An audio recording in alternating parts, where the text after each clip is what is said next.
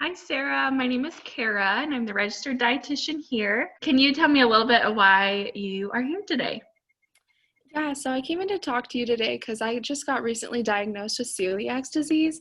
And so I know that I have to be really careful about what I can eat and can't eat and cross contamination stuff. And so I live with a bunch of different people in a house. And so I was kind of wondering what some strategies were to maybe to talk to them about how they can kind of keep gluten out of the house so that way it doesn't affect me while I'm in my living space at home in my comfortable zone. So just talking to them about what they can do to help me. So. Okay. So, how have you been feeling now that you have been recently diagnosed with celiac disease? Yeah, it's been kind of a lot to take in just because I used to eat a lot of gluten containing stuff. And so I feel a lot better now physically just because I don't have that in my diet. But it's also, I have to be so cautious and really aware of what I'm surrounding myself with. Like, I don't really eat out that much anymore just because I don't know what's in anything. So it's just been kind of a big shift of adjusting my life to fit my gluten-free diet. So, Mhm. Yeah, that can be very overwhelming, and it's a big change that happens. So, it's always important, I think, to check in and see how things are going, especially in the beginning. And like you kind of mentioned, we can talk about some strategies at home that might make you feel a little bit better. yeah, that sounds great. Yeah. So, what are the biggest barriers you're facing right now with the people you're living with at home and kind of this new way of eating that you're going through? Yeah, so I guess because there's a couple of us that live together, and so we kind of cook our meals in the same area, and so they have lots of breads and lots of pastas, and so something I went out and I bought a toaster for myself so I could have gluten-free toast, but then they all started using it too, so that kind of defeats the point of cross-contamination and stuff. So just kind of being that as a barrier of they're aware of the issue, but they don't consciously think about it. They just kind of use whatever is in the space. So even though I'm trying to be very careful and I keep my stuff separate, they aren't as careful. So I Mm-hmm. think that's been really hard. It's just kind of being can I actually eat this? I don't know, kind of thing. So Yeah, that has to be frustrating that, you're making these steps to make sure that you're staying healthy and on top of your new diagnosis, and they're not really listening to that, and you're spending your own money on your own toaster, and then they begin to use it as well.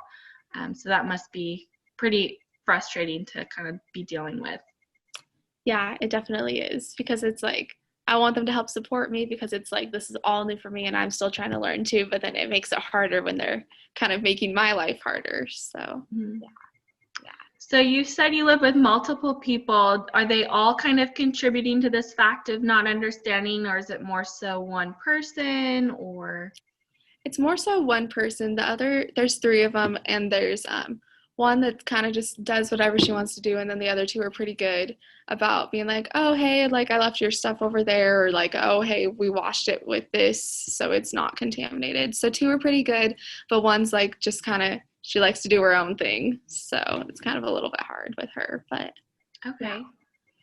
So have you ever thought of some ways that you could kind of move past this barrier and kind of fix this problem that you're kind of dealing with?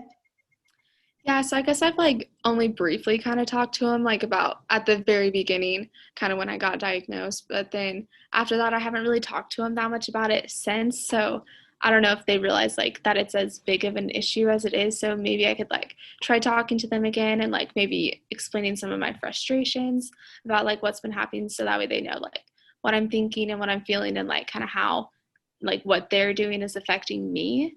So I Mm-hmm. think maybe just talking to them again about that kind of stuff. So Okay. Yeah, I think that can be a great way to kind of establish that social support and letting them know, hey, I really need your help in this, and this is really important for my health. And, having that conversation and being a little bit assertive with it can really, hopefully help them realize the importance of the situation.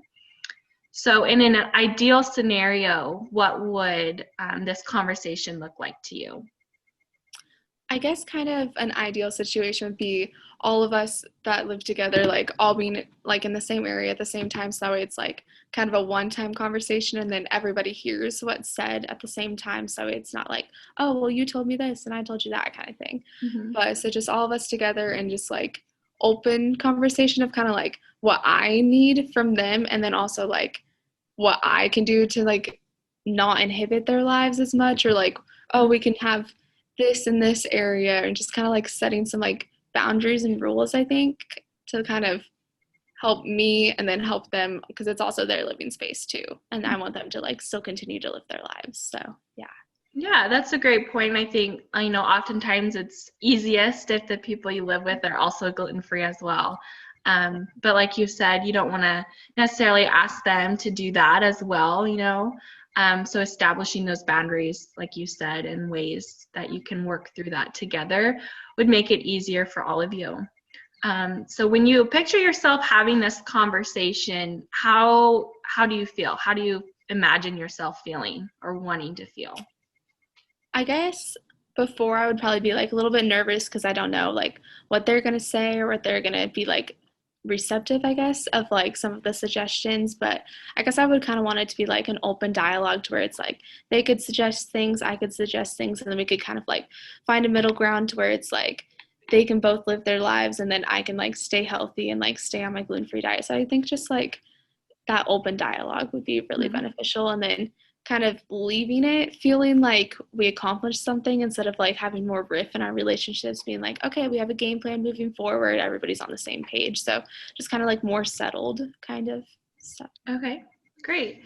So do you think that this would be something that you could implement relatively soon and have this conversation with them soon? Yeah, I think so. Normally on Friday nights we're all home, and so we always try to do like Friday night dinners together and stuff. So maybe while we're all together on Friday night, I could bring that up. So Okay. And so when you bring this up, what would be a good way you think to bring this up to the group? I guess maybe because normally we like plan and like eat together and stuff. So maybe it could be like, oh, like, do we want to try a new recipe or something together that like I can eat too? And so maybe just like bringing it up that way and being like, I still want to be included, and like we can still do all the things we used to do, but it's like just change them up a little bit, stuff like that. So Okay. So let's do a little role play, and I'll be your roommates and you be yourself. okay. And I would like you to practice bringing this up. That way, when it comes to Friday night dinner, you have some insight and some practice on how to bring this up and make it effective to where they're actually understanding you. So I'll be your roommates, and just go ahead and bring it up how you think would be best. Okay. So I guess I would probably start off being like, hey guys, like Friday night, I don't think we have anything decided for what we want to eat quite yet. So what if for like this Friday we try a new recipe that's gluten-free or something that like I can eat too, so that way we can kind of keep our old tradition of all eating together and just kind of see how that kind of goes, of like how receptive they are of trying a new recipe with me. So Okay. So how do you think that they would respond? I think that at least two of them would be totally down and totally willing to try. And another one, she's pretty picky. So I think as long as it's like fits in like a food cuisine or category that she's like, that she likes, I think she would be interested in trying to. So I think they would be receptive and help me. So.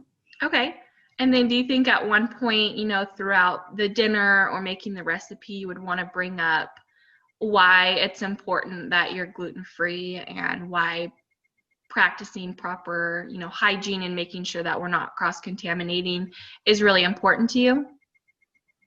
Yeah, I think probably because we'll be cooking together, so maybe it's like during the cooking process I could be like, hey, can we try to do this, or only like use this sponge to clean for this kind of stuff, and anything gluten containing gets this sponge, so it's like a cross contamination. Or being like, hey, these are going to be like my cutting boards and I'll keep them over here and we can use them for like these things, but I don't want any gluten stuff on them. So maybe just like talking about like kitchen prep and like how things are getting stored. So maybe that could be like a conversation of like while we're eating dinner or like while we're making dinner, of like some different things that would be helpful for me, because we all share the same kitchen space. Yeah. Great. Well, I also have one recommendation I'd like to bring up, if that's okay with you. Yeah, definitely. In certain situations like this, I think using I statements can be really important and really helpful in the progression of how they get better about it. So an I statement basically just is coming from you, and it's saying, I feel blank when blank because for this reason. It brings it up in an assertive way, but without putting blame on anyone, without, it gets the other person to maybe not feel as defensive. So it might create a better space for you to specifically say, I feel this when you do this because of this. So do you think that you could maybe practice a sample I statement that you would be willing to bring up with them that you think would be effective? Yeah, definitely. So I guess like when you said that, the first thing that came to my mind is I feel frustrated when you use my toaster that I specifically bought for my gluten-free breads and bagels and stuff. And so you just cross-contaminated. So I'm frustrated because I spent extra time and money to go get that toaster and now I can't even use it. So is that kind of the guideline? Yeah, that's great. That was a perfect I statement. I think, breaking it up in that way can make it more clear to them and really let them know, hey, this is important, not just for my beliefs, but for my health. Like I need this. Yeah. And so using that statement can assert, kind of push them a little bit to realize, hey, this is actually really important to her. Yeah, definitely. That's a really great strategy. I'm going to try to use it. So. Okay, great. So do you have any questions for me today or anything I can help you with before you kind of start this conversation with them on Friday? Not really. I guess the only thing would be like a suggestion from you if like I have this conversation and I feel like it doesn't go well, should I try to find another opportunity to bring it up again, or how should I address it if it doesn't really end how I want it to end? Yeah, I would recommend, if it doesn't go as planned, it sounds like you have two other supportive roommates, and maybe one of them can have a conversation with your one roommate that's not cooperating as much, and bringing that second person in where it's not only coming from you, but from someone else saying, this is really important, and we need to make sure that we're helping her the best we can. That can be effective as well. You could also, like you said, just bring it up again, maybe one-on-one, if it's one person that's not being receptive to it, and that might make it a little bit more effective as well. Yeah. Okay, that sounds great. Yeah. So I'm hoping it'll go well the first time, but if not, I'll try those. So.